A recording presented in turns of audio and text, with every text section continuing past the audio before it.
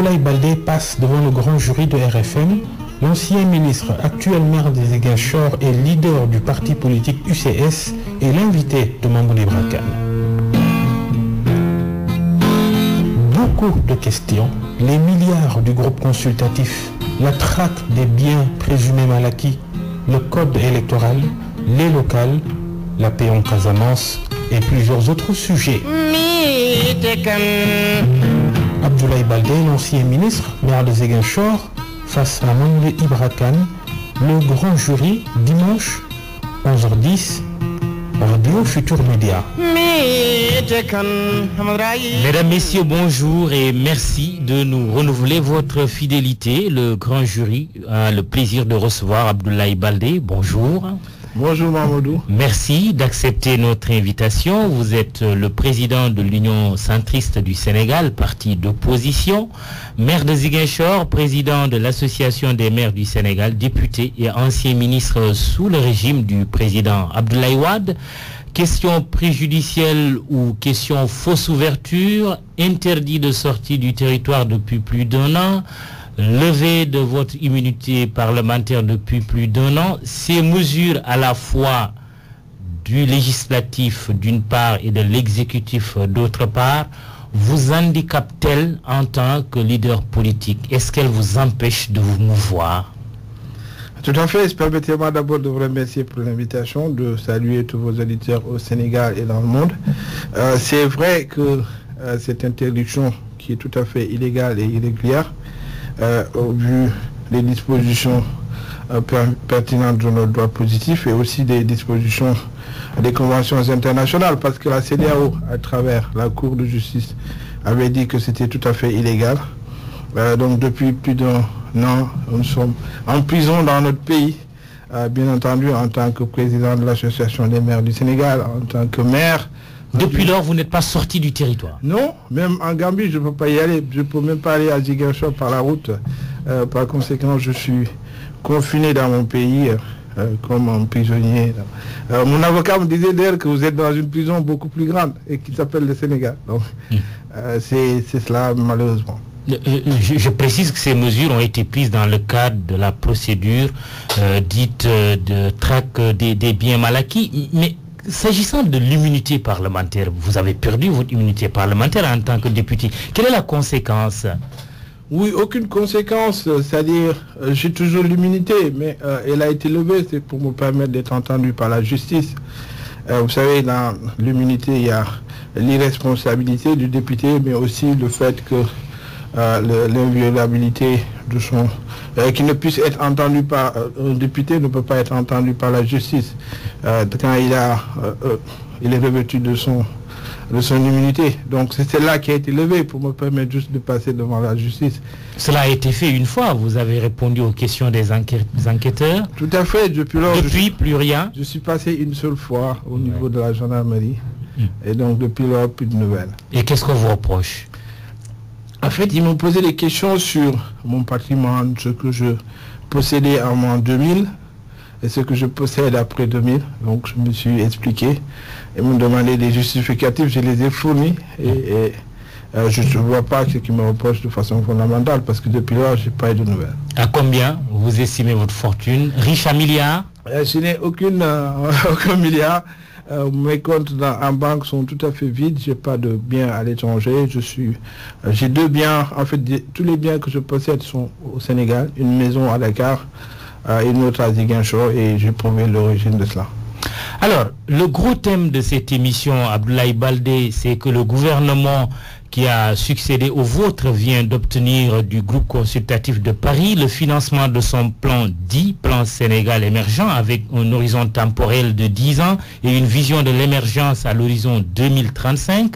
Les bailleurs de fonds publics ont annoncé 3 729 milliards de francs CFA au titre d'engagement financier à la place des 1853 milliards qui étaient attendus d'eux, soit plus du double. Rien qu'avec les partenaires publics, le gap de financement avec le groupe consultatif est déjà couvert, 3 729 milliards contre 2 964 milliards. Cela donne le tournis, c'est vrai. Peut-on parler de performance pour l'ancien ministre que vous êtes? Oui, je pense, permettez-moi d'abord de féliciter le ministre des Finances, que je connais bien, M. Amadou Ba, ce ministre du Budget qui est un ami, qui est un camarade de promotion, M. Maktar Cissé, qui sont des esprits brillants et qui ont prouvé partout où ils sont passés, qui ont travaillé avec un parterre de fonctionnaires, quelquefois anonymes, mais aussi épaulés par le cabinet McKinsey. Donc ils ont produit un document qui est un document dans l'affichage de qualité et par conséquent, bon, ça a valu ce que ça nous vaut aujourd'hui, cette satisfaction du Sénégal, de tous les Sénégalais, pour cette confiance renouvelée à notre pays à travers ces engagements. Mais encore une fois, ce sont des engagements. Je pense que je viendrai un peu tout à l'heure dans le cours des débats sur les limites de tout cela. Vous savez, le plan Sénégal émergent, vous l'avez dit tout à l'heure, c'est à l'horizon 2035, avec des phasages. Donc, ce qui est financé actuellement et ce qui est en train de trouver financement, c'est la phase prioritaire qui va de 2014 à 2018. Et donc, qui se chiffre globalement à 10 000 milliards, dont les 2 000 milliards sont déjà en cours d'exécution par les bailleurs de fonds au Sénégal.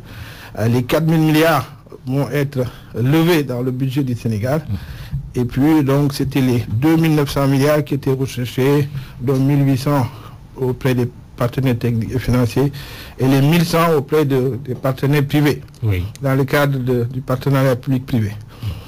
Tout ça dans l'affichage, c'est très bien, mais je considère qu'il y avait des limites sur le plan d'abord du financement, parce que 2 000 milliards déjà en cours d'exécution s'y ajoutent des intentions de 3 000 milliards, 3 729 milliards, ça fait 5 000 et quelques milliards.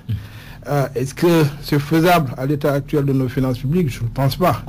Le Sénégal ne peut pas absorber cela, sinon nous allons vers un surendettement qui sera préjudiciable à nos finances publiques. Quand on sait que déjà, c'est le ministre de l'économie et des finances de l'époque, qui s'appelle Amadou Kane, qui avait dit, c'était en décembre 2013, et que déjà, il y avait un certain nombre de facteurs qu'il fallait prendre en compte et qui sont liés à l'endettement du Sénégal, qui était de 3 milliards 41 milliards. 3 000 milliards. 3 000 milliards 41 milliards. Soit l'équivalent un peu de ce qu'on vient d'obtenir un peu du et qui représentait à peu près 56% du taux d'endettement de notre pays. Parce qu'on est passé de 36% en 2011, à 46% en 2012 et aujourd'hui on est à 56% par rapport à notre PIB. Et par rapport à ce qui est permis, je pense que les 3 000 milliards qui viennent de s'ajouter à ça, ça va faire une overdose et un surendettement qui serait préjudiciable à notre pays. Le directeur de la coopération économique et financière, M. Bongoudou Moustapha Ba, dans une interview accordée à l'Observateur cette semaine, a précisé que 25% de cette manne financière, entre guillemets, c'est quand même des dons. Cela ne vous rassure pas? Oui, des dons, mais 25%, si vous prenez 25% de 3 000 milliards, 700, nous sommes à 56%. Milliards, ça fait 932 milliards de francs. Voilà, nous sommes aujourd'hui à 56%. Les critères de convergence de l'UEMOA permettent un endettement par État de l'ordre de 70%. Si vous prenez les 3 000 milliards, vous les rajoutez déjà aux 3 000 milliards, nous sommes à peu près à 6 000 milliards. Si vous prenez le produit intérieur brut du Sénégal, il est de l'ordre dans la loi de finances de cette année, il est de l'ordre de 8 000 milliards. Et donc par conséquent, on est largement au-dessus des critères qui nous permettent, au-dessus des critères de convergence qui sont fixés par l'UEMOA. Mais cela suppose que tout cela soit absorbé. C'est un des gros défis, n'est-ce pas? Nous avons une capacité d'absorption très faible, et que votre régime a connu d'ailleurs. Oui, même si nous, on a relevé le taux d'absorption de 25% en 2000 à 74%. Maintenant, l'autre problème qui se pose et qui va se poser, c'est que ce sont des intentions. D'abord, parce que si vous regardez le plan Sénégal émergent qui, dans l'affichage, est très bien, tous les secteurs sont listés, les secteurs porteurs, mais il s'agit de listes de projets. Donc, il faudra d'abord faire des études, il faudra que les bailleurs de fonds puissent envoyer ici des missions qui vont regarder les projets qui sont porteurs. faire des études, et puis faire des va-et-vient, écrire ce qu'on appelle les dossiers d'appel d'offres avec des avis de non-objection, toute une procédure qui peut durer 2 ou 3 ans. Donc par conséquent, les effets attendus de ce plan prioritaire 2014-2012 ne pourront être en tout cas vus que vers les années 2017 ou 2018. Et donc il faut dire que tout cet engouement et toute cette surmédiatisation de cette manne financière risque de s'estomper dans les jours à venir, parce que les Sénégalais se rendront que ce sont des promesses et que par conséquent les effets attendus ne sont pas pour demain. Alors, le dernier groupe consultatif avant celui-là date de 2007, c'était avec vous au pouvoir, 1257 milliards de francs CFA. Commentant le PSE, le président Macky Sall a tenu à préciser que c'est son plan, sa vision. Êtes-vous en phase avec lui par rapport à la rupture qu'il prône depuis son élection, rupture justement par rapport aux pratiques du régime précédent? Oui, mais 2007, il était encore dans le gouvernement. C'était lui le Premier ministre. Le Premier ministre. Oui. Et si vous regardez... Qui était parti défendre le dossier. Aujourd'hui, c'est en tant que président qu'il y va. Il est parti. Donc oui. Le Sénégal a toujours... C'est ça un peu l'ironie de l'histoire. Exact. Et toujours au groupe consultatif de Paris, je pense que le Sénégal a toujours obtenu ce qu'il a voulu. Et sinon, au-delà de ça. Mais si vous regardez le plan Sénégal émergent, c'est quoi en fait? Lui-même, il le disait, le Macky Sall, que c'est la version accélérée de tous les... En fait, ça fait la version accélérée de tous les programmes et les stratégies nationales qui existent. Que ce soit la stratégie nationale de développement économique et social, que ce soit le Yonu Yokouté, qui est son programme politique, mais aussi ce qu'on appelle la stratégie de croissance accélérée. Donc, c'est la fusion de tous ces programmes-là en un plan d'action prioritaire qui constitue aujourd'hui ce qu'on appelle le plan Sénégal émergent. Que voulez-vous dire par là? Je considère que bon, c'est bien dans l'affichage, mais il y a des limites. Les objectifs que ce plan s'est fixé, je considère que ces objectifs sont en deçà de ce qu'on peut attendre pour un pays qui vise l'émergence. Ah oui? Parce que d'abord... Un taux de croissance de 7% par exemple. Un taux de croissance de 7%. Pour vous, c'est pas très ambitieux? C'est pas ambitieux du tout, parce que d'abord, si vous regardez le taux d'évolution de notre population, aujourd'hui, on est à un taux de 3,7% du taux de croissance de la population. Oui. Peut-être 2,7, non? 2,9, on dit. À peu près 3. Oui, à peu près 3. Oui. Mais si vous faites la projection, parce que ça, c'est des chiffres de 2012. Donc, si vous faites un peu une projection, donc on se situe aujourd'hui autour de un peu plus de 3, de 3%. Donc, un taux de 7% pendant 10 ans, je considère que d'abord, ça aura très peu d'impact sur la croissance, sur la création d'emplois, sur la relance de l'économie. Et ce n'est pas cela qui va créer l'émergence. Il est vrai qu'on a rangé aux oubliettes cette ambition d'un taux à 2 chiffres. Et qu'est-ce qui s'est passé? Mais il n'y a que ça, il n'y a qu'un taux à 2 chiffres qui nous permettra d'atteindre l'émergence. Tant qu'on n'aura pas un taux à 2 chiffres, et tant qu'on n'aura pas assaini totalement notre environnement des affaires, tant qu'on n'aura pas revu tous les agrégats macroéconomiques, sans qu'on n'aura pas un secteur privé performant, on fera toujours du surplace et on fera toujours des projections qui ne tiendront pas la route. Rappelez-vous que le Sénégal aussi a été classé 117e mondial sur l'indice mondial de performance, de compétitivité, sur 144 pays qui ont été classés. Donc il y a beaucoup de choses à faire pour l'amélioration de l'environnement des affaires. Moi-même, vous savez que j'étais ministre de l'Industrie. Donc, par conséquent, il y a beaucoup de gros d'étranglement, d'accès au crédit pour les petites et moyennes entreprises, d'accès à la terre, d'accès à un certain nombre de phénomènes bloquants qui continuent de mettre notre secteur privé, en tout cas dans des conditions qui ne sont pas des conditions bonnes pour l'émergence de notre économie. En résumé, vous voulez dire qu'avec le PSE, on n'atteindrait pas l'émergence? Je suis certain qu'avec le PSE, on n'atteindra pas l'émergence parce qu'il y a des limites quant au financement qui va poser des problèmes. D'ailleurs, la part de l'État, les 4 000 milliards que l'État devra débourser pendant ces 4 années, je me demande où est-ce qu'il va le trouver. Parce que là aussi, c'est une autre question. Mais si vous regardez, à moins que ce soit toujours une transposition du budget d'investissement annuel, Si on prend celui de cette année, il est de l'ordre de 942 milliards. L'année prochaine, il va peut-être évoluer un peu. C'est peut-être l'addition de ces budgets d'investissement qui sont peut-être qui constituent la part contributive de l'État dans ce PSE. Mais je considère que cela, atteindre cet objectif dépend de beaucoup de facteurs qui ne sont pas souvent maîtrisés par le Sénégal, parce que notre économie dépend beaucoup des chocs exogènes, des facteurs que nous ne maîtrisons pas. Nous dépendons plutôt de la fiscalité intérieure, de la fiscalité intérieure et de la fiscalité de porte. Et donc il y a souvent des facteurs que nous ne maîtrisons pas, qui feront que ces prévisions ne seront pas souvent, en tout cas, atteintes. Alors, invité du grand jury de la RFM, Abdoulaye Baldé, président de l'Union centriste du Sénégal, député et ancien ministre, appel de M. Djibo Leyti Ka, merci de suivre cette émission, le grand jury, et qui relève quand même que le Premier ministre, en 2007, qui était parti défendre le dossier du Sénégal devant le groupe consultatif, c'est M.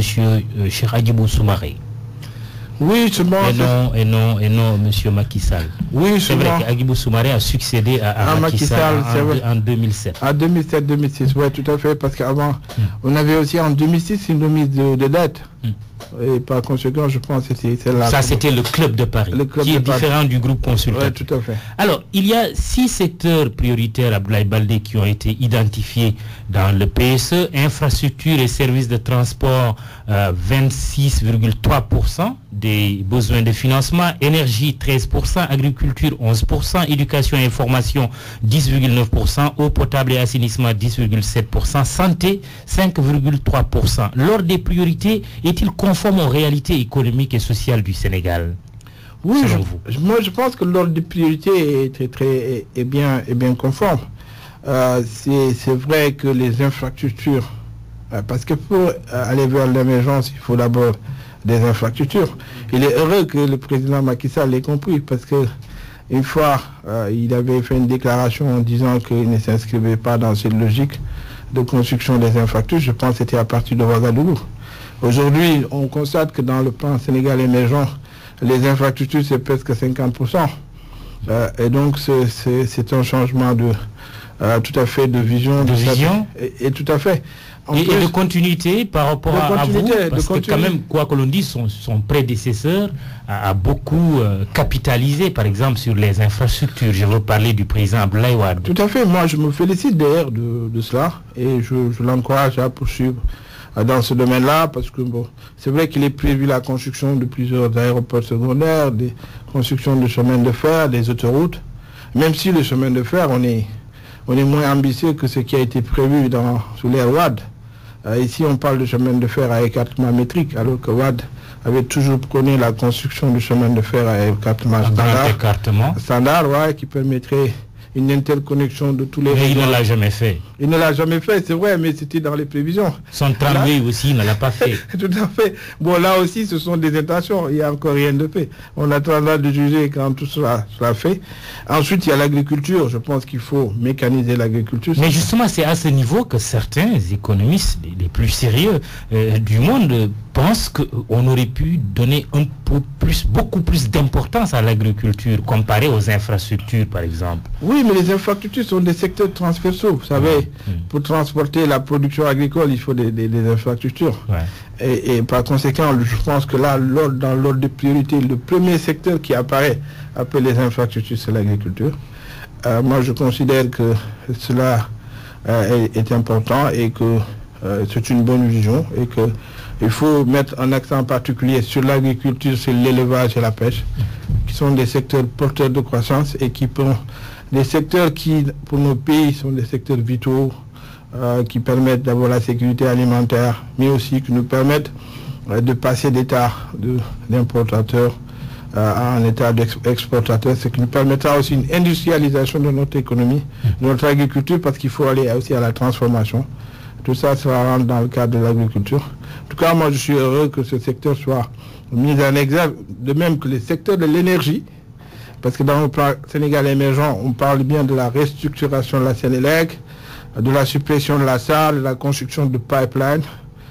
Tout ça, c'est une vision qui était déjà là, qui était déclinée un peu quelquefois dans le plan TACAL.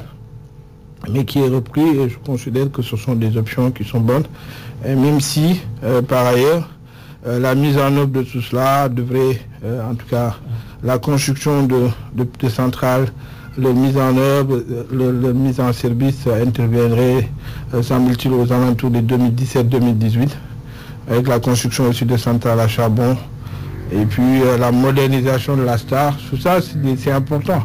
Parce qu'en fait, le secteur de l'énergie, et surtout la cherté de l'énergie, de l'électricité aussi, contribue un peu à freiner les secteurs privés sénégalais. Vous vous rappelez, les grandes coupures d'électricité en 2011 nous avaient valu 1% de notre taux de croissance. Donc par conséquent, c'est important aussi de mettre l'accent sur l'énergie, sur l'agriculture, mais aussi sur la formation, l'éducation, et c'est important. Parce que souvent, c'est les socialistes qui le disaient, il faut qu'il y ait une adéquation entre la formation et l'emploi. On a constaté qu'ici, souvent les gens parlent de chômage, alors que les jeunes qui chôment, souvent, n'ont aucune qualification. Et je vois que dans le plan Sénégal émergent, on met beaucoup l'accent sur l'apprentissage, sur la formation professionnelle des jeunes.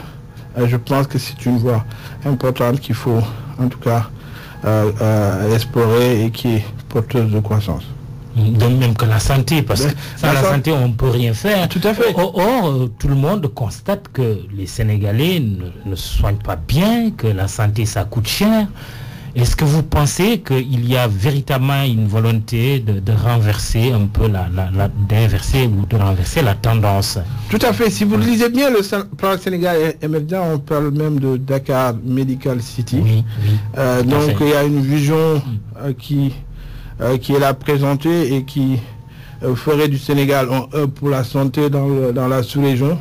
Je pense que ce n'apparaît pas bien dans le plan prioritaire 2014-2018, mais il est évident que d'ici 2035, d'abord, la deuxième étape, c'est d'ici 2023, 2018-2023, et il est évident que j'ose espérer que la priorité sera accordée à la santé, qui est un facteur important dans le développement de notre pays. Très bien. 3 729 milliards d'engagements financiers de la part des bailleurs de fonds publics. Il était attendu du secteur privé, 1111 milliards, mais on a vu que face au secteur privé, quand même, que ce dernier ne s'est pas engagé tout de suite. Comment vous le comprenez? Réticence, prudence, c'est quoi selon vous? Oui, c'est de la réticence. Je parlais tout à l'heure de notre mauvais classement au Doing Business. L'indice mondial de compétitivité de notre économie, on a été classé 117e sur 144 pays. Donc, ce qui prouve que nous avons encore beaucoup de choses à faire pour l'amélioration de l'environnement des affaires. Aussi, il y a toute cette ambiance de traque des biens mal acquis qui a plus ou moins freiner l'ardeur de certains investisseurs. Vous savez, ceux qui viennent ici, ce ne sont pas les grands patrons. Ce sont souvent des courtiers qui viennent et donc qui, mis dans un climat de suspicion généralisée, souvent traînent les pieds à venir dans notre pays. Je pense que c'est ça, tout ça, ce sont tous ces facteurs. Donc il faut que le Conseil présidentiel de l'investissement continue son travail pour améliorer l'environnement des affaires, pour améliorer nos critères de compétitivité. Je pense que il n'y a que cela qui fera que les investisseurs étrangers reviendront dans notre pays, parce qu'ils étaient là quand même, il faut le dire. Il y a cela quelques années, nous faisions partie du top 10 du Doing Business en Afrique. Aujourd'hui, nous sommes en train de reculer. Et donc il faut analyser tous ces facteurs pour en tout cas prendre les bonnes décisions pour davantage attirer les investisseurs dans notre pays. Le chef de l'État a engagé sa responsabilité personnelle en allant lui-même défendre le PSE, une première par rapport à ses prédécesseurs qui avaient tendance à envoyer leur ministre de l'économie parfois ou d'autres fois leur premier ministre. Cela vous gêne-t-il, vous, à la place du président Macky Sall? Vous auriez fait la même chose? Oui, moi je ne pense pas que ce soit gênant. L'objectif c'était, l'essentiel c'était d'atteindre les objectifs. Peut-être que a-t-il pensé qu'en allant là-bas, et ce n'est pas le premier à le faire aussi, il y a Alassane Ouattara qui l'avait fait. Oui, président sénégalais, je veux dire. Sénégalais. Et je pense aussi que c'est un bon signal qui a été donné au bailleur de fonds en disant que ce dossier est suivi au plus haut niveau et que la volonté politique est clairement affichée, je pense que bon, ça ne gêne pas. Ce qui gêne, c'est tout le folklore qui a entouré sa venue en France, avec une délégation pléthorique, avec des griots et pratiquement tous les directeurs généraux, tous les Sénégalais, vous-même vous étiez là-bas, tout le monde était là. Donc, en tant que témoin. Témoin. Donc c'est pas conséquent, c'était tout le Sénégal. Je pense que cela ne valait pas tout son tête-à-marre, mais je considère que lui, il devait y aller. Je pense que c'était une bonne chose qu'il soit allé en France. Et sa responsabilité quand même personnelle et engagée. Oui, je veux pas... Tout le bilan qu'il va livrer aux Sénégalais à la présidentielle de 2007, par exemple. Moi, je ne pense pas qu'il puisse livrer un bilan à partir de des promesses qui ont été tenues. Vous savez, pour monter un projet, il faut 2 à 3 ans. De la phase de conception du projet, des études de faisabilité, des allers-retours des bailleurs de fonds. Le décaissement interviendra seulement en 2017. Et donc, les effets attendus seront peut-être en 2018. Donc, 2 ans après la tenue de l'élection présidentielle. Et je ne crois pas que ce soit ça qui fera qu'il sera réélu. Je pense qu'il faut davantage d'autres, en tout cas, faire preuve de beaucoup d'ingéniosité pour trouver des ressources internes pour que les projets qui sont des projets phares soient financés et surtout relever le niveau baisser le niveau du chômage des jeunes, parce que ça c'est important. Régler le problème de la campagne agricole, régler le problème des Sénégalais, donc la baisse des denrées de première nécessité, un certain nombre d'éléments qui sont intérieurs à notre pays. Et je ne pense pas que ce soit les éléments, en fait, les résultats du club de Paris, en tout cas de ce groupe consultatif, qui feront que le président Macky Sall sera réélu, parce qu'on n'aura pas le temps de mettre en œuvre tout ça. On observe une tendance à la diversification quand même des partenaires financiers du Sénégal, ce qui ne date pas d'aujourd'hui, il faut le reconnaître. Avant d'aller à Paris, le président est passé par Beijing, la Chine, où il a été annoncé plusieurs milliers de milliards aussi. Après, c'est entre guillemets le groupe consultatif arabe au Qatar. Et cette option vous paraît-elle bonne stratégiquement? Oui, je pense que c'est une continuation, c'est pas une option nouvelle. Nous-mêmes, j'ai été plusieurs fois en Chine en tant que ministre de l'Industrie.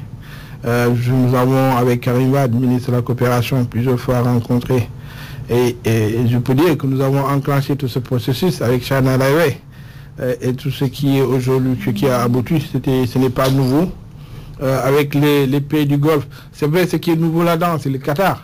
Le Qatar a toujours peut-être fait des promesses, mais qui n'ont jamais été tenues. Là où votre destination préférée et privilégiée était Dubaï. Oui, il y avait Dubaï, il y avait aussi le Koweït. Qu'est-ce qui vous fait courir comme ça? Non, il y avait Dubaï. Nous, de façon générale, Dubaï, c'est vrai que beaucoup de gens y allaient, mais ce n'est pas, c'était pas vraiment le premier investisseur du Sénégal. C'était d'abord le Koweït, qui était notre premier partenaire financier à travers le fonds koweïtien. Ensuite, il y a l'Arabie Saoudite à travers le fonds saoudien, la BID. Et puis, nous avons essayé de réactiver un peu le fonds koweïtien, le fonds d'Abu Dhabi, qui n'avait pas intervenu au Sénégal depuis très longtemps à la suite d'un différend sur un remboursement qui n'avait pas été fait. Et donc, c'est vrai que les gens allaient à Dubaï, mais l'État d'Abu Dhabi en tant que tel, dans lequel appartient l'Émirat de Dubaï, n'avait pas vraiment participé de façon substantielle aux investissements au niveau du Sénégal. C'est comme le Qatar, qui a souvent promis et qui n'a pas souvent fait. Et je considère que c'est une nouvelle destination. Je prie que cette fois-ci que les engagements qui sont pris soient concrétisés.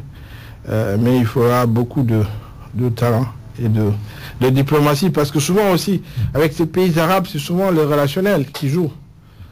Mais est-ce que c'est pas là le lit aussi de toute la mauvaise gouvernance? Parce que il y a certains qui ne manquent pas de relever que certes avec la Chine, les pays asiatiques, les pays arabes, les décaissements sont plus faciles, mais en même temps il y a d'autres qui estiment que c'est là le lit de la mauvaise gouvernance, du détournement de milliards. Parce que les critères ne sont pas les mêmes. Nos critères de gouvernance ne sont pas les critères de ces pays-là, qui sont souvent des monarchies, qui fonctionnent selon la volonté du roi. Alors que nous, ici, on a tout un ensemble d'instruments qui surveillent. Et le cas des pays européens aussi. La Chine, c'est d'autres critères. La Chine aussi, ils ne sont pas des philanthropes souvent. Dans les pays dans lesquels ils interviennent, souvent aussi, il y a le minerai derrière. Ou bien alors, c'est souvent des aides liées. Parce que la Chine est un grand pays où il y a beaucoup d'entreprises qui ne trouvent pas souvent des marchés. Il y a beaucoup de chômeurs. Et donc, chaque fois qu'ils vous aident, c'est qu'ils vous transmettent aussi de la main-d'œuvre et surtout, ils amènent leur entreprise pour faire le travail à la place de vos entreprises.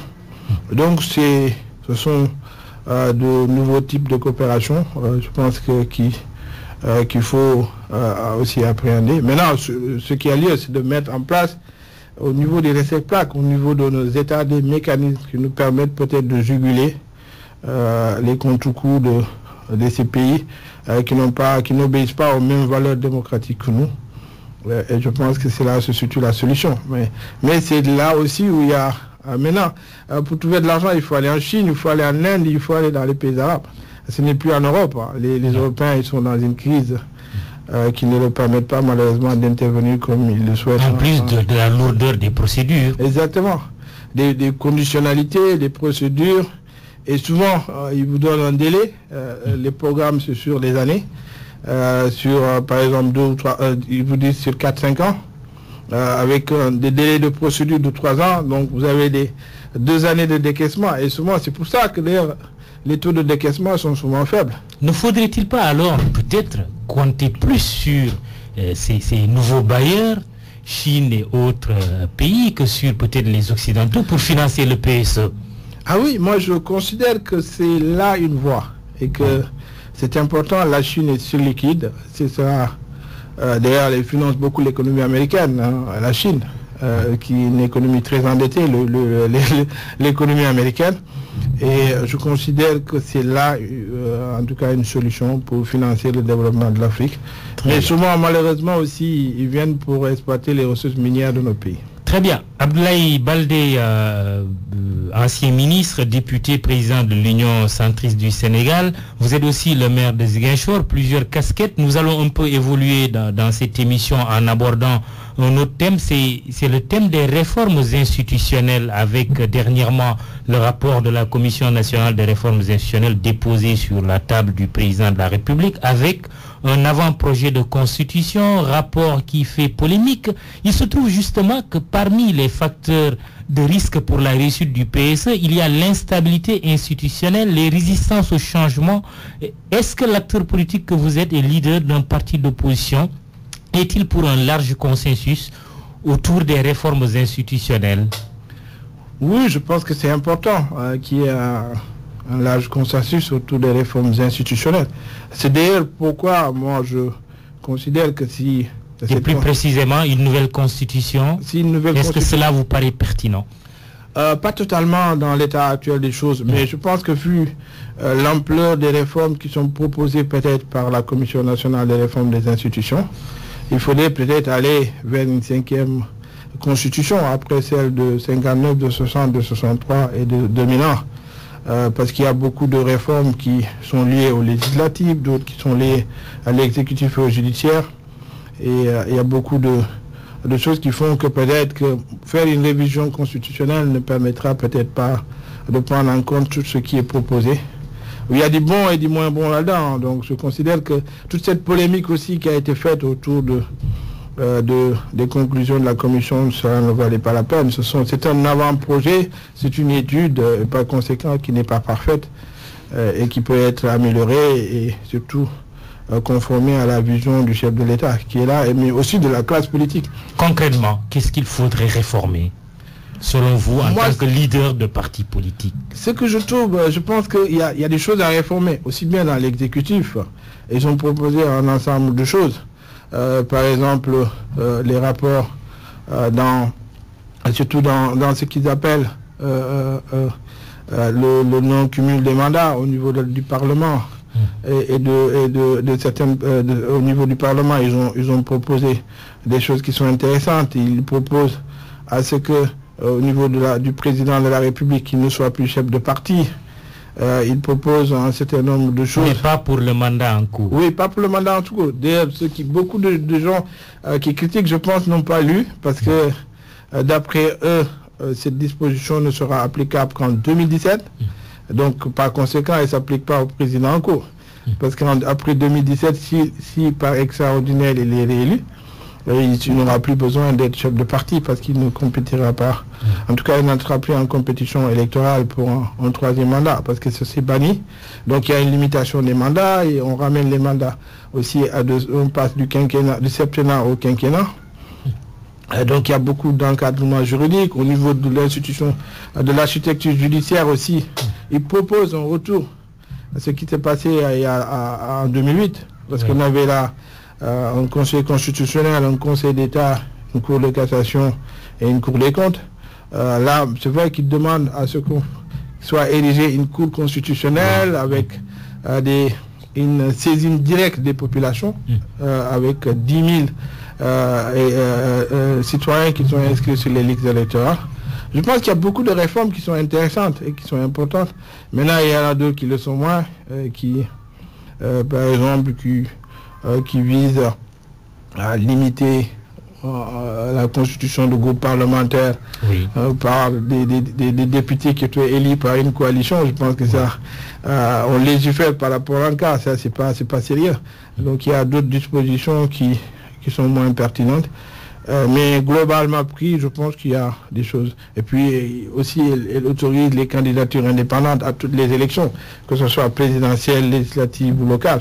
Ça aussi, c'est le combat de la société civile. Donc je pense qu'il faudrait quand même, ce sont des propositions qui sont intéressantes. Vous êtes pour les réformes constitutionnelles, mais pas pour un changement de constitution. Si changement de constitution il doit avoir, il faudrait que ça se fasse par référendum. Oui, c'est justement ce que préconise la commission des réformes. Mais pas par la voie parlementaire. Oui.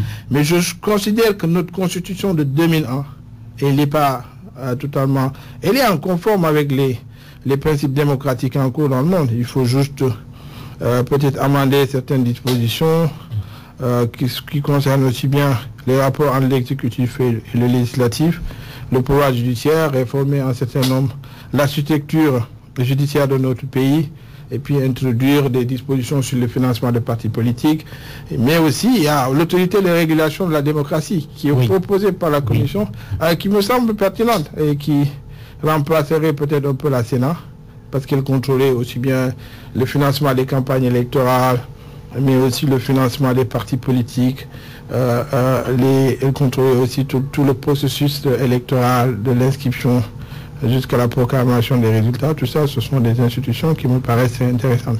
Un parti politique qui n'aurait pas 5%, par exemple, serait dissous. Vous êtes favorable à cette proposition? Oui, tout à fait. Moi, je pense que c'est important. Parce que ce qu'on a découvert quand même dans ce rapport, et c'est très intéressant, 78 partis n'avaient pas d'adresse précise. Mais tout à fait, il y a plus que ça. Qui n'existe peut-être que par voie médiatique à travers, et ça aussi c'est peut-être nous journalistes qui le favorisons souvent, qui n'existe que par voie de presse. Exactement, moi je pense que c'est important pour assainir notre paysage politique de faire cela et qu'à partir des partis qui n'iront pas aux élections, qui n'auraient pas 5% de l'électorat, je pense que c'est important de dissoudre ça. D'abord, ça permettrait de ramener... Vous courez encore risque, non? Non, du tout. Vous mettez beaucoup de pression en tant qu'Union centriste du Sénégal. Je suis sûr que l'Union centriste pèse plus de 5% de l'électorat de ce pays, donc sinon je ne l'aurais pas défendu. Mais je pense que c'est un principe que tout démocrate aussi doit défendre. Ça, c'est important. Soit on dit tout parti qui n'est pas présent à l'Assemblée à la suite d'une élection doit être dissous. Un parti qui ne participe pas à 2 fois à des élections doit être dissous, parce que c'est ça qui nous permettra d'assainir. On est à plus de 200 partis aujourd'hui au Sénégal. Cap sur les prochaines élections, elles sont locales. Vous êtes maire de Ziguinchor, candidat à votre propre succession, Abdoulaye Baldé? Je ne peux pas le dire parce que j'appartiens à un parti politique et qui va analyser tout cela, mais je pense que compte tenu de mon bilan à la tête de la ville de Ziguinchor depuis 5 ans que je suis élu, il va de soi que Je laisse la parole. Il va de soi que vous êtes candidat. Il va de soi que je serai proposé. Même si j'avais, à un certain moment, pensé qu'il était plus utile pour moi de me consacrer à autre chose. Mais je suis à l'écoute, comme on le dit, du peuple et des électeurs. Mais sauf que vous étiez élu en 2009 sous la bannière d'une coalition, c'est la coalition SOPI avec un parti qui s'appelle le PDS. Vous n'êtes plus membre du PDS aujourd'hui. Avec qui êtes-vous convaincu que vous êtes plus fort que jamais? Oui, d'abord, j'ai mon parti, le parti qui est le nôtre, qui s'appelle l'Union centriste du Sénégal, qui est un parti très fort dans la ville de Ziguinchor. Mais aussi pour partir dans ces élections-là, nous ne serons pas seuls, nous irons en coalition avec d'autres partis politiques. Bolo Taxawu Askan Wi, par exemple? Oui, par exemple, dans le cadre de la coalition Bolo Taxawu Askan Wi, il a été décidé en conférence des leaders que nous serons tous ensemble. Mais il y a aussi d'autres partis qui ne font pas... Même si le porte-parole du PDS a dit dernièrement que le PDS n'écartait pas d'aller seul aux élections. Oui, je pense que ce sont des... Le PDS est toujours un allié pour vous? Moi, je considère que c'est un allié, mais ce n'est pas un allié indispensable. Pour moi, de toute façon, chacun est libre de faire ce qu'il entend être le meilleur pour son parti. Nous, la consigne qui a été donnée à notre parti, c'est de laisser la liberté aux leaders locaux de nouer toutes les coalitions possibles qui leur semblent utiles pour gagner ces élections. Donc ça peut être avec le PDS, ou dans le cadre de cette coalition, ça peut être avec d'autres partis qui sont même... Réumi d'Idrissa Seck? Oui, tout à fait, pourquoi pas. Réumi, on est dans des discussions, et il n'est pas exclu que nous puissions partir ensemble. Et même quelquefois avec les partis de Benno Bokk Yakaar. Dans certaines localités qui ont fait des demandes pour que nous puissions aller ensemble. Mais justement, pourquoi avez-vous rejeté la main tendue de Benoît Sambou de la PR à Ziguinchor? Mais je n'ai pas rejeté la main tendue de Benoît. Il même a été tendu. Et j'ai répondu à mon frère ami Benoît. Vous ne l'avez pas serré non plus? Non, mais j'ai juste dit que nous étions dans un parti politique et que nous sommes en train de mener une réflexion. Et que de toute façon, nous verrons dans un cadre local comment pouvoir peut-être aller aux élections, mais ce n'est pas exclu. Le débat, c'est aussi le mode de scrutin. Les acteurs n'arrivent pas à s'entendre sur la revue du code électoral. Rendez-vous est pris pour mardi, rendez-vous de la dernière chance, dit-on, avec même un arbitrage du chef de l'État qui aurait été sollicité.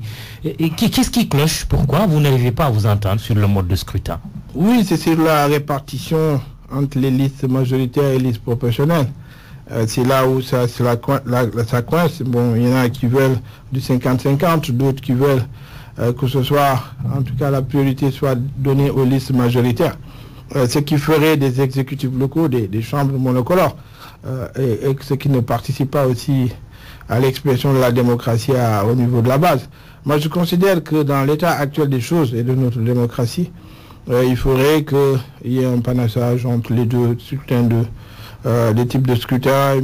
Moi, je suis pour des 50-50. Bon, quelques-uns dans la coalition dans laquelle nous sommes pensent qu'il faut aller à 40 et 60. Donc, ce sont des discussions. Mais je pense qu'il faut maintenir les deux types de scrutins, la proportionnelle et la majoritaire. Ça permet, à l'expérience, je me rends compte que dans le conseil municipal que j'ai l'honneur de diriger, ceux qui viennent de l'opposition participent beaucoup à l'expression de la démocratie et ils font de telle sorte que souvent ce qui pouvait être pris dans le cadre d'un seul parti ou d'une seule coalition, en tout cas que ce soit pris avec beaucoup plus de pincettes s'il y a l'œil de l'opposition, donc qui participe vraiment à la vie de l'institution. Et je considère que c'est important qu'il y ait des opinions diverses dans un conseil municipal. Êtes-vous pour qu'il y ait un recours à l'arbitrage du chef de l'État? Parce qu'apparemment, c'est ce qui se dessine. Je pense que c'est un arbitrage plutôt du parti du président de la paix, parce que le chef de l'État, je ne vois pas ce qu'il va faire là. Il faut que les acteurs politiques eux-mêmes soient majeurs et qu'ils puissent s'entendre. Mais comme le président de la République, en même temps le président de la paix, donc qui est le parti de l'opposition, qui est parti de la majorité présidentielle, et je pense que c'est pour ça que son arbitrage a été, parce que c'est un peu le blocage, c'est un peu à leur niveau. Et par conséquent, je pense que C'est compte tenu de cela que son arbitrage a été demandé, mais pas en tant que président de la République. En tout cas, moi, je ne serai pas pour que le président de la République puisse s'immiscer dans le fonctionnement et de ces commissions qui sont faites de façon paritaire par les partis de la majorité présidentielle, ce qu'on appelle les non-alignés et les partis de l'opposition. Le risque encouru, c'est que les élections soient encore reportées.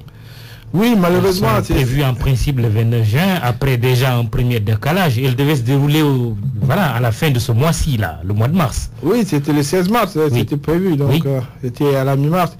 Moi, je considère que ce serait dommage qu'on puisse reporter les élections. Mais je pense, j'ose espérer que d'ici mardi, un consensus sera trouvé et que nous passerons à l'étape supérieure pour que nous puissions respecter le calendrier républicain, parce qu'il est important que le calendrier républicain soit respecté. C'est aussi respecter la volonté des Sénégalais qui ont élu des maires pendant 5 ans. Il ne faudra pas que par des artifices politiques et politiciennes qu'on puisse en tout cas reporter cela à s'inédier. C'est important que les élections puissent se tenir à date d'échéance. L'autre étape de notre émission, c'est le processus de paix en Casamance, marqué dernièrement par la levée du mandat d'arrêt international contre Salif Sadio à la suite de la rencontre entre le MFDC et le gouvernement à Rome sous l'égide de la communauté San Idjidjo. Vous êtes un natif de cette région, maire de Ziguinchor. Vous pensez qu'on est sur la bonne voie par rapport à ce processus de paix aujourd'hui? Oui, mais je pense qu'il faut aller au-delà. C'est bien de lever le mandat d'arrêt de Salif Sadio, mais ce n'était pas le seul qui était frappé par un mandat d'arrêt. Il y a aussi Kourma Sané. Il faut aussi veiller à ce que tout... Il faut lever aussi. Oui, il faut lever ce mandat d'arrêt contre Kourma Sané. Pour permettre mettre en tout cas de côté tous les facteurs d'un dialogue sincère et inclusif. Malgré son discours incendiaire, qui consiste toujours à demander l'indépendance de la Casamance. Mais je pense qu'il n'est pas opposé au dialogue, parce que moi-même, je sais quelle est sa position par rapport à ce mandat d'arrêt. Je pense que vous l'avez rencontré? Ce serait un déclic. Vous l'avez rencontré? Je l'ai parlé au téléphone, mais on s'est jamais rencontré. Oui. Et je considère que ça pourrait être un déclic. Peut-être pour l'amener à un peu plus assouplir sa position. Le processus de paix, ce n'est pas seulement le camp de Salif Sadio. Je pense que ce sont actuellement dans le maquis les deux chefs les plus charismatiques, c'est Salif Sadio et César Atoute-Badiate, même si maintenant il y a Lamarana aussi qui a créé un groupe, il y a aussi Niantan qui est de l'autre côté, mais qui s'était rapproché de César. Oui, s'agissant de César Atoute-Badiate, le collectif des cadres casamançais a fait justement une sortie pour dire qu'il faut aussi prendre langue avec lui, surtout par rapport aux pistes de production, la route nationale numéro 6, parce que c'est un cas aussi, César Atoute-Badiate. Ah oui, vous savez, presque à 70% du maquis est contrôlé par César Atoute-Badiate. C'est un cas. Il faudrait que son point de vue soit tenu en vue. Salif Sadio est important, c'est un élément important du processus de paix. Il a toujours été radical. Mais je pense qu'il est important de réunir l'ensemble des factions du MFDC. Ils ont toujours réclamé ce qu'ils appellent les assises inter-MFDC. Ils considèrent qu'on ne pourra jamais arriver à la paix tant que les MFDC n'est pas unis et qu'ils ne parlent pas d'une voix, qu'ils élisent un secrétaire général qui est reconnu de tous, qu'ils rédigent un mémorandum, un mandat de négociation et qu'ils choisissent eux-mêmes leur propre négociateur. Sinon, on négociera avec une faction, on laissera de côté une autre et ce sera toujours le cycle infernal. Je considère que le groupe de Robert Sagnan, là aussi, il y a plusieurs acteurs qui interviennent. Il y a Santé Julio, il y a Robert Sagnan, il y a Amsatou Sidibé qui s'agite, et il y a d'autres éléments aussi qui sont des chasseurs de primes. L'approche du président Macky Sall est-elle bonne ou non? Je considère qu'elle était bonne au départ, parce que je pense qu'on avait donné davantage de responsabilité et de pouvoir au groupe de Robert Sagnan, qui connaît bien le dossier. Je pense qu'il faut lui faire confiance et est en train de faire du travail. Maintenant, c'est vrai que depuis quelque temps, je pense que le dialogue est rompu entre lui, son groupe et le groupe de Salif Sadio, qui aujourd'hui négocie avec Santé Julio. Je pense qu'il faudra mettre de l'ordre dans tout cela, que ce soit un interlocuteur ou deux interlocuteurs qui travaillent avec le maquis, parce qu'il y a aussi les Américains qui ont nommé un ambassadeur. Ouais. Donc il y a beaucoup d'intervenants et souvent les résultats ne sont pas probant. Dernière question, Abdoulaye Baldé, vous êtes maire de Ziguinchor, mais aujourd'hui à la tête d'un parti d'opposition, Union centriste du Sénégal. Vous avez été son ministre. Je veux parler de l'ancien président de la République, Abdoulaye Wade, qui a fait une sortie chez nos confrères du groupe des médias, une sortie très critique contre la gestion du président Macky Sall.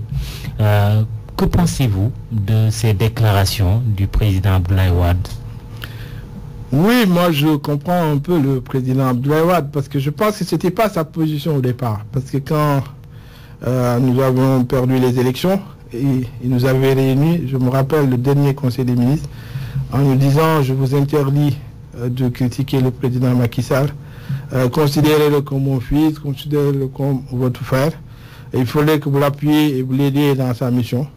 Et je ne souhaite pas qu'un membre du Parti démocratique sénégalais ou un de mes anciens ministres puisse critiquer le président Macky Sall. Mais en temps, beaucoup d'eau ont coulé sur le pont, comme on le dit. Il y a eu cette traque des biens mal acquis, il y a son fils qui est en prison, qui est accusé. Oui. Est-ce que ce n'est pas plus pour son fils qu'il fait ses sorties que pour vous autres, que pour l'intérêt du pays? C'est le reproche ici qu'on lui fait. Oui, mais est-ce qu'il intervient en tant qu'ancien président ou en tant que père? C'est ça qu'il faut... Peut-être c'est cela qu'il faut... Il faut se poser cette question. Je pense que là, il intervient plus en tant que père qu'en tant qu'ancien président de la République. Il dit que son fils a été mis en prison et par conséquent en tant que père. Moi, je considère qu'il a gardé le calme pendant longtemps en tant que père. Maintenant, en tant qu'ancien président, je pense que c'est vrai qu'en tant qu'ancien président, peut-être qu'il y a une sorte de gentleman agreement qui devait avoir entre lui et le président Macky Sall, surtout qui a été son ancien collaborateur. Mais en tant que père, quelque part, je pense que c'est aussi important de défendre son fils. Il a dit que le président Macky Sall lui a privé de salaire pendant 1 an. Oui, j'ai vu ça aussi dans la presse. Je pense que je sais pas, c'est dû à quoi. Souvent aussi, à la décharge du président Macky Sall, c'est souvent des procédures qui malheureusement, souvent, que le président lui-même ne maîtrise pas. Est-ce que le fait de ramener ce débat à ce niveau, quand même, c'est pas un peu trop bas? Ça vole trop bas? Non? Oui, je pense qu'en tenant compte de certaines considérations, c'est vrai que c'est un peu alimentaire. Mais quand aussi on est acculé, quand on est un peu dégoûté par certaines situations, quelquefois ça peut amener à prendre des positions qui ne sont pas des positions de principe, mais qui sont des positions circonstancielles. Et je pense que c'est ça qui a poussé Abdoulaye Wade à avoir cette attitude, mais qui n'était pas, en tout cas, sa position de départ. Merci Abdoulaye Baldé d'être revenu à l'émission Le Grand Jury. Vous êtes le président de l'Union centriste du Sénégal, maire de Ziguinchor, député et ancien ministre. Émission Le Grand Jury présentée avec un immense plaisir par Mahmoud Ibrakan, à la technique Abdoulaye Diop. Dans un instant, le journal de midi, Ismaël Kamara. Bon dimanche, rendez-vous dimanche prochain. Merci Mahmoud.